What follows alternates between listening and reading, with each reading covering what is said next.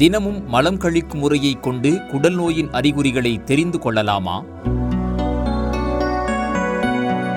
இது ரொம்ப நல்ல கேள்வி. ஏன்னு கேட்டால், அந்த ஸ்டூல் ஃப்ரீக்வென்சின்னு சொல்கிறோம் இல்லையா, மலம் கழிக்கிறது எத்தனை முறை, ஒரு நாளைக்கு எத்தனை முறை, ஒரு வாரத்துக்கு எத்தனை முறை, இது நிறைய வேரியேஷன் உண்டு.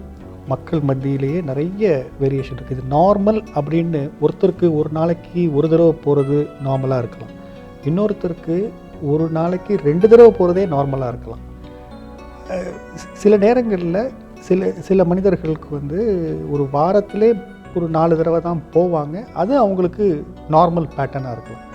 ஸோ அதனால் நாங்கள் மருத்துவ சர்க்கிளில் பேஷண்ட்ஸ்கிட்டேருந்து ஹிஸ்ட்ரி வாங்கும் பொழுது ஸ்டூல் ஃப்ரீக்வன்சியும் கேட்போம். எத்தனை நாளைக்கு ஒரு வாட்டி போகிறீங்க, ஒரு நாளைக்கு எத்தனை தடவை போகிறீங்கன்னு கேட்போம். பட் அதை விட எங்களுக்கு ஒரு முக்கியமான ஒரு இண்டிகேட்டர், ஒரு அறிகுறி எதுவாக நாங்கள் எடுத்துப்போம்னா சேஞ்ச் இன் பவல் ஹேபிட்ஸ் அப்படின்னு சொல்லுவோம்.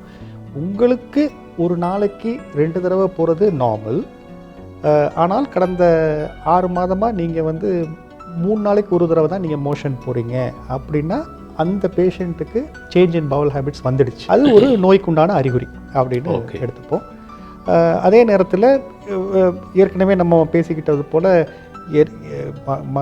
ஸ்டூல் ஃப்ரீக்வன்சியில் மாறுதல் ஏற்பட்ட உடனேயே நம்ம பெரிய பெரிய விஷயங்கள் நினச்சி பயப்பட வேண்டிய அவசியமும் கிடையாது. எல்லாமே கேன்சராக இருக்க போகிறதில்ல, எல்லாமே கட்டியாக இருக்க போகிறதில்ல, எல்லாமே சில பயப்படுற மாதிரி நோய்களாக இருக்க போகிறதில்ல.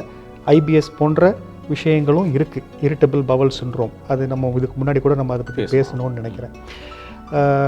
ஆனால் ஐபிஎஸ் தான் அப்படின்னு நினச்சிட்டு ஒரு கம்ஃபர்ட் ஜோனுக்குள்ளே போகாமல் உங்களுடைய ஜீரண சக்தியோ அல்லது உங்களுடைய மலம் கழிக்கிற மாறுதல் தெரிஞ்சுது அப்படின்னு சொன்னால் ஒரு மருத்துவரை அணுகி அதை பரிசோதனை செஞ்சுக்கிறது நல்லது.